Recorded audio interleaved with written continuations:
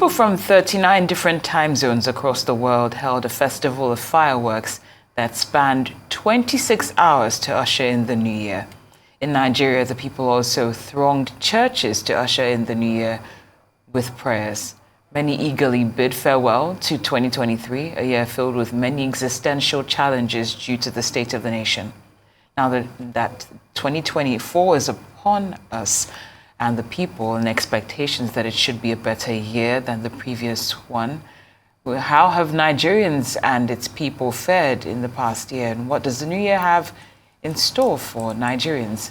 Well, a Labour Party chieftain and former Director General of the party's defunct Presidential Campaign Council, Akin Osuntokun, joins us to review the year 2023 and make projections on what 2024 has in store for Nigeria and its people. Good afternoon, Mr. Osuntokun. Thank you for joining us here on Newsday. Happy New Year. Good afternoon. Happy New Year. Good afternoon. Well, to just start let's just start with the basics. We know that Bloomberg has predicted that the Naira will record its worst performance in 25 years this year. What's your take on that? Well, it's a particularly bad news, but it is not unexpected. Now, I keep on saying that, having challenges, crises in individual and public life are not really, they are inevitable. It is how you go about grappling with those challenges that matter. So the same, by itself, if the Naira is going to get worse, right, that's a challenge, right? So, but how do we respond to that challenge? First, the challenge will consist principally of the immiserization of the majority of Nigerians. Poverty will increase and hopelessness.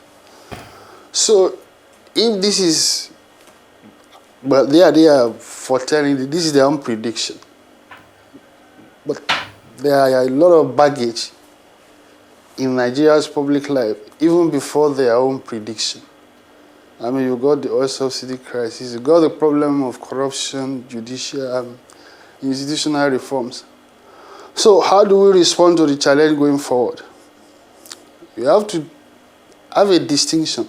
In Nigeria, you presently have a distinction between precepts and example, right?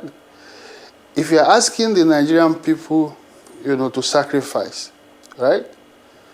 To be forbearing, and you don't reflect it in governance. No. And the most conspicuous evidence that the government is not reflecting it in governance or is a budget statement that we have presently before the National Assembly. If you are asking Nigerians, to cope with hunger, not having 3 square meals a day, not knowing where the next meal will come from, and then you are at the same time allocating, 5 billion naira for the renovation of presidential guest house, $15 million to build a new vice presidential lodge, buying Land Cruiser Jeeps for each of the 460 legislators. They just don't add up. I mean, it is a mockery, right? For you to be doing that openly, and then you are asking the Nigerian public that is under so much pressure, you are asking them to tighten their belts. Where is the example that you are showing? You solve public problems, by mobilizing the public behind you, for them to believe in you, that look, we are in it together. There is no way this government, the present leader of the government, can get the people behind in this kind of challenge, with what you yourself are showing, what you are displaying. So it has nothing. If you add 2 plus 2, you get 4. There is no magic about this stuff, right? It is everywhere, and I'm sure I've said this over and over again, right? The best challenges, crises, a bad economy, recession, it's not a big deal. It happens in every society, in every individual life. It's how you are prepared, how you grapple with those challenges that matter. So this is a gap we have here in Nigeria between precepts and example. 2 days ago, of course, the Senate or the National Assembly, they increased the, was it 27 trillion budget by another 2 trillion, padding the budget to accommodate whatever fancies they have. Given the present state of Nigeria, will you prioritize buying jeeps for each member of the National Assembly? They said they want to, and they won't use it for what they are saying. They want to use it for oversight or whatever they call it. They won't drive that car from Abuja to whatever part of the country they are in. They'll take a flight. So ab initio, it is defined as, it is ostentation luxury. And there's a lot of, irresponsibility about that, right? These are elementary facts. There are no two ways about it. So if Bloomberg is predicting that, they are correct. But as I said, that by itself is not the problem of Nigeria. The problem of Nigeria is how you mobilize the citizens behind you to confront whatever challenges you are facing. You are better able, and the only way you can do that is by bridging the gap between precepts and example, between what you say and how you behave. Going around with convoys of 100 cars, how do the ordinary people on the street, what do you want them to make of that? All right. Right. Thank you for setting the stage for this conversation. Now, several people might argue that the situation we find ourselves in is a result of legacy. It's just the outcome of several years of bad choices and not necessarily any reflection on the mistakes that are being made by the current administration. What would you say to this line of thinking? Well, it's escapism. Look, I'm not blaming the present government for the problems that we have. As a matter of fact, anybody preceded by somebody like Buhari, the Buhari government, this president, is easily the worst government we have had in this country that Nigeria has had this misfortune of having. They are even selling crude future. The degree of debt is piled up, right? The NSA was saying the other day that they inherited a bankrupt economy. From all available evidence, what he said is correct. So don't get me wrong. It is not the making of this. A lot of it is not the making of God. There is part of it is. The part of it is how they take responsibility, in addressing these problems. The signals that you show that, okay, I've identified the problems. This is how I'm going to address it. That is what, but in terms of who created, there is no doubt about the Buhari disaster. It's not, there are no two ways about it. As a matter of fact, something banal that is going on is some people who are coming about saying they want to launch book, they want to celebrate Buhari, this, and that. No. What legacy did he leave behind? Right? During the Christmas, how many people were slaughtered in Plateau? Right? We are normalizing the tragedies that the Buhari government fostered in this country. You have this. You read that 200 people have been killed somewhere, and you flip the page. Normalizing the absurd, the abnormality. So don't get me wrong. I'm not.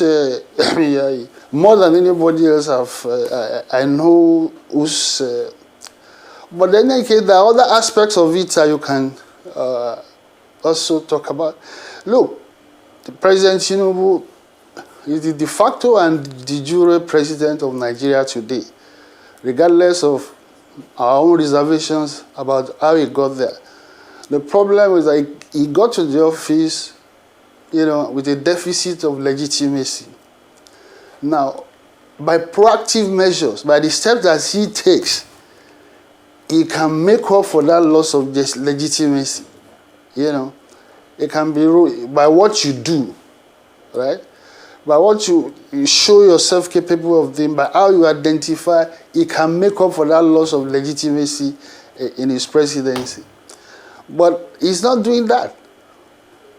And I've told you what I've seen, that I don't see him doing that with the kind of things he is tolerating, the kind of things he himself is initiating. So this is the problem. This is, of course, the most fundamental,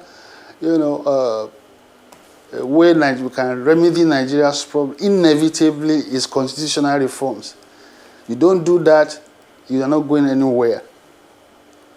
Right? So that is that. I hope that will be one of the major steps that will be taken.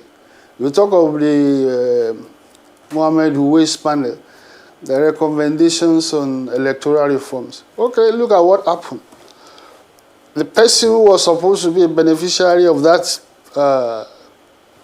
bad election or something, the late President Umaru Yar'Adua, he got into office, and one of the things he did was to reform, was to acknowledge the fact that he himself got through, that the process that brought him to office, leaves more to be desired and need to be tackled. You see, that kind of thing will resonate with the Nigerian public. That is honesty. That is sincerity. That is bridging the gap between precept and example, right? So this is what I'm saying, the kind of thing that, the public institutions in Nigeria, they need a lot of reform. 2023 was a year in which Nigeria was given a mirror to look at itself. And what we saw in that mirror was quite ugly, right? You see what the judiciary has become. I mean, almost, I don't know how many Nigerians have any respect, for the judiciary today. The problem is that it's not an issue of me speculating or passing opinion. I mean, you had a situation with the husband of the president of the Court of Appeal openly said, in the legislative chambers, that he was always colluding with his wife to subvert the cause of justice. So, what does anybody need to say again? The retiring Supreme Court judge, Justice Mohammed Datijo, you heard what he said. I mean, it was laid bare. What we were suspecting or thinking of, we saw it now, live. So, it's not, don't let us get things mixed up. I'm not blaming this president, it's illogical anyway, for the kind of things that he inherited. But at the same time, look, nobody forced, nobody coerced anybody to contest for president. If you are contesting to become president, you know what you are going for. So, I mean, there's no, if you are not ready for it, you don't offer yourself for service. The fact that you are offering yourself for service is that, look, the buck stops on my table, so I'm going to take charge. I'm going to solve the problems of the country. But the initial steps that we have seen, it's not very encouraging.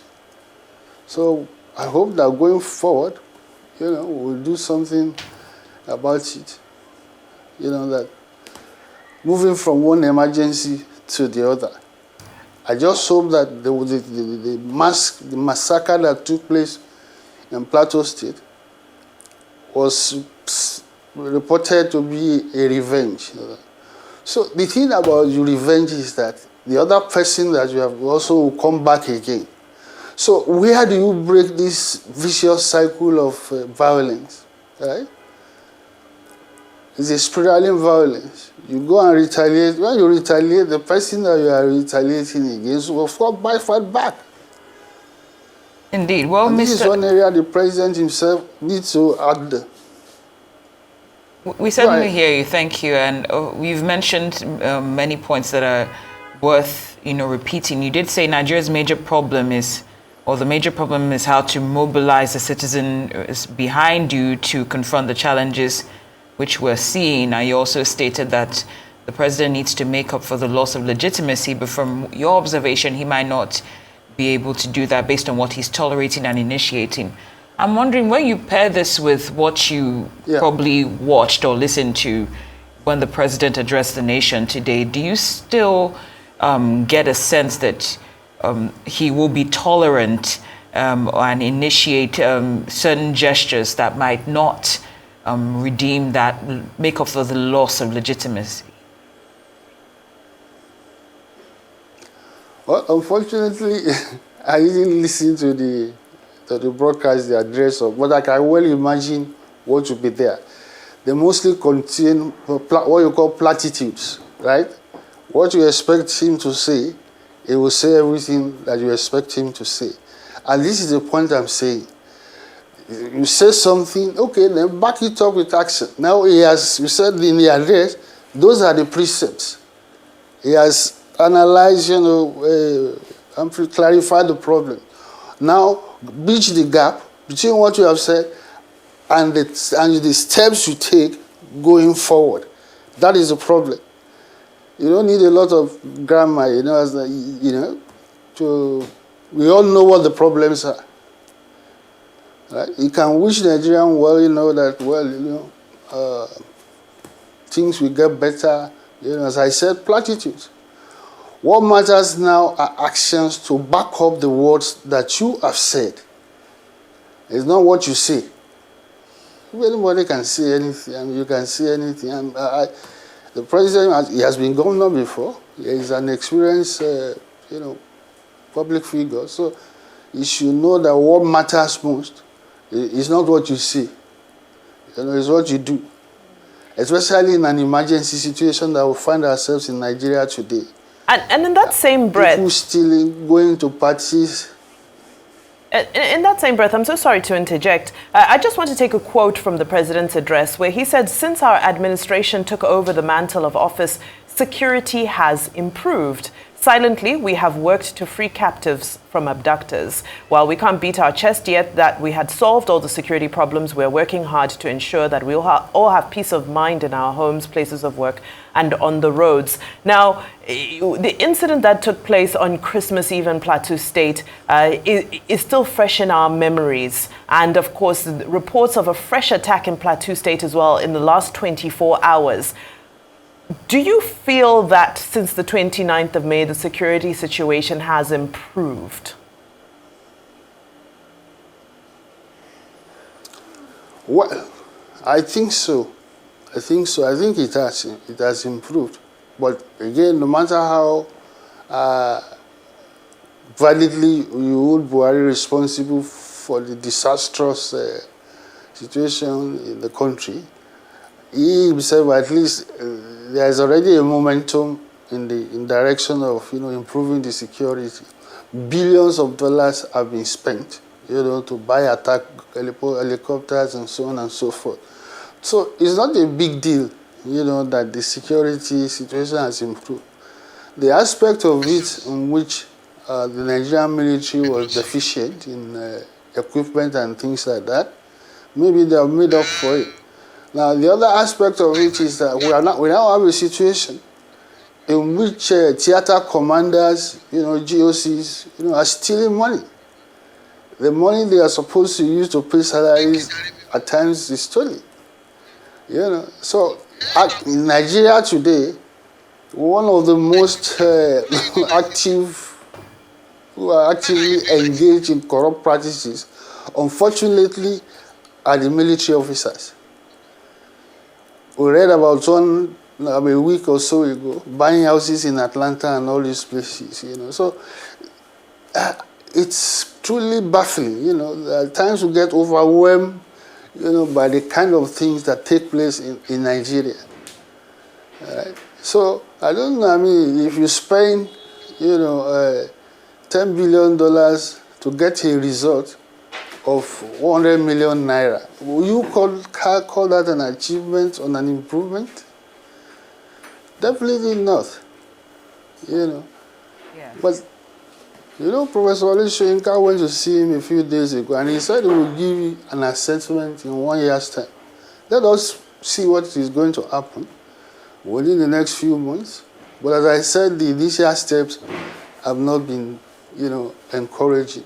And the area that there is problem, the real problem, is the signals that you send to society.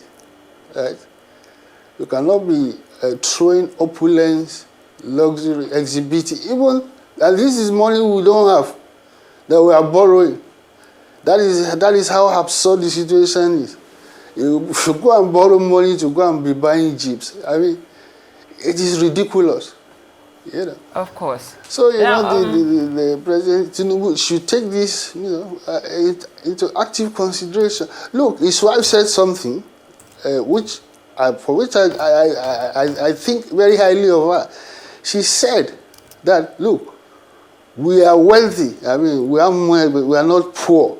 So that because of that, they won't have any need to spend recklessly or steal money. And that was a very good statement from her. But they are not reflecting it. It's not reflected in the budget. Mr. Osuntokun, as we begin to presidential yachts. As we begin to round up with you, of course, I'm sure even if you didn't get a chance to watch the president's speech or listen to it, you might have heard of, earlier last week when the president was passing, and they did say that they were hungry. And we also know that about a month ago, the United Nations projected that 26.5 million Nigerians would be food insecure this year. I'm wondering, are you content with the strategies or the way in which the president or this administration is currently addressing the issue of food, cost of living? No, I'm not. Look, we are just, you cannot isolate one problem for remedial action. No, that is not, otherwise you fail. Right? I'm not even sure that with the kind of things, this, what do they call it now? Social security support for Nigerians and things like that. Look, we are going to use channels that are very corrupt. So at the end of the day, the 25,000 naira you want to pass to Nigerians, maybe they will come to about 10,000 naira. So it's not whether I'm surprised, but it's inadequate. Don't let us split hairs about it. It's inadequate, and the inadequacy is gets even a very hard attention. That the fact that the opportunity cost, what should have been spent on the people, are being spent on luxury and ostentatious, budget lines. And I mentioned what they want to spend buying cars. Add that to what the palliatives, what you want to, if nobody forced any legislator to come and contest election. If they cannot drive around for 1 year because they cannot get Land Cruiser, all well and good. We don't miss them anyway. So that money that they are allocating for presidential yacht, for private residential lodge and all this, let them take all that money, take it to the people. And you don't need, that is it. And Mr. Osuntokun, as we round up... The opportunity cost is... As we round up and still speaking to sort of the mood that you're addressing at the moment, very briefly, as we project into 2024, if you were to be in government, let's say you were a shadow government, what are the quick wins that you would be aiming for? Very briefly, as we project 2024, if you were in a position to make some quick decisions for quick wins, what are those things you would go for immediately? Look, we don't go for a quick win. That is cheap. I mean, you don't want that is populist. I'm not talking in terms of quick wins. For me, this is not a PR stuff. And we are talking, Nigerians, deserve, more than be objects of quick win or PR, whatever. No, I've just told you one, for instance. Divert that money that you want to spend on luxury items. That would be the biggest quick win. That budget item that you are allocating to the National Assembly to buy Land Cruiser Jeeps, and the one you want to use to buy the presidential yacht or refurbish one place of $1 billion, take that money. Take it back to the people. That is one of the surest, most conspicuous way you can score a quick win. People in austerity should be, look, Boris Johnson's, rides around in bicycle, right? All these presidents look at, so yeah, that is it. You have to empathize with people, and you have to show that. So that is what they need to do. If they want a quick win, a legitimate quick win, right? Like send signals, it will achieve even more than the quick win you are talking about. It will address it. Then again, it will increase their own legitimacy as government. Right? Take it from there. Rather than the Senate adding another 2 trillion naira to do what nobody knows. Well, on that note, we'd like to thank you. It. Let him, as I'm suggesting, let him do that. You will see how it will be reported in international media. Were you to do what I've just suggested, you will see it. People write objectively. The people who write objectively, you will see that they will announce it, it will come out in the CNN, that the new government in Nigeria is serious. Well, we do hope that the right people, the president, members of his administration are listening and will adhere to your advice. But for now, we'd like to thank you for your time here on Newsday. Former Director General of the defunct Peter Obi campaign organization, Akin Osuntokun. Thank you for joining us.